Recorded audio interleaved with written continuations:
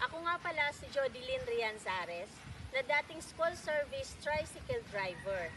So paano ba ako na-involve sa Orvix Victos International? Meron akong dating long time friend, name niya is Nico Rocco, na sinusubaybayan sa IFD. Nakita ko unti-unting pagbago ng buhay niya, na dating nakatira ng upahan sa squatters area, ngayon nakakundo na. At nag-PM ako sa kanya para makipagkita, para malaman ko ano ang ginagawa niya. To be exact, July 2, 2024, sinimulan ko ang napakagandang opportunity.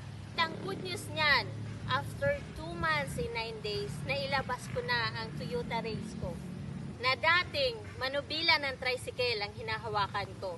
Ngayon, manubila na ng 4 wheels ko.